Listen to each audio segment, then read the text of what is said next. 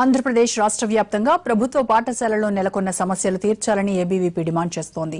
ఇదే డిమాండ్తో రాష్ట్ర వ్యాప్తంగా పాఠశాలల బంద్కు పిలుపునిచ్చింది. సమస్యలు తీర్చాలని జీవో నెంబర్ 29ని రద్దు చేయాలని ఏబీవీపీ డిమాండ్ చేసింది.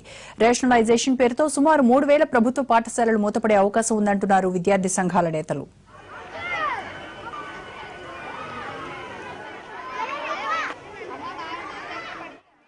నేషనలైజేషన్ పేరుతో సుమారు 3,000 పాఠశాలను మూసివేయాలన్నటువంటి ప్రభుత్వ నిర్ణయం ఏదైతే ఉందో జీవో నెంబర్ 29ను రద్దు చేయాలని చెప్పేసి ఈ యొక్క బంద్ నిర్వహించడం జరుగుతుంది.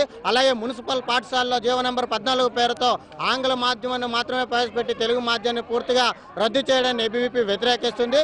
ఈరోజు వేలకు వేల ప్రైవేటు పాఠశాలలు ఫీజుల దోపిడీ చేస్తూ ఉంటే చూస్తూ ఊరుకుంటున్నటువంటి ప్రభుత్వం ఈరోజు వాటిపైన ఎటువంటి చర్యలు తీసుకోపోవడాన్ని అఖిల భారతీయ విద్యార్థి పరిషత్ వ్యతిరేకిస్తూ ఉంది. ఈరోజు విద్యా హక్కు చట్టం ప్రకారం ప్రైవేటు పాఠశాలలో ఎస్సీ ఎస్టీ బీసీ విద్యార్థులకు 25% సీట్లు ఇవ్వాలి. కానీ ఏ యొక్క పాఠశాలలో కూడా ఈరోజు ఇవ్వకపోవడం ప్రభుత్వం యొక్క అలసత్వానికి నిదర్శనం అని చెప్పేసి ఏబీపీ డిమాండ్ చేసి ఈ యొక్క బంద్ విజయవంతం చేస్తూ ఉన్నాము.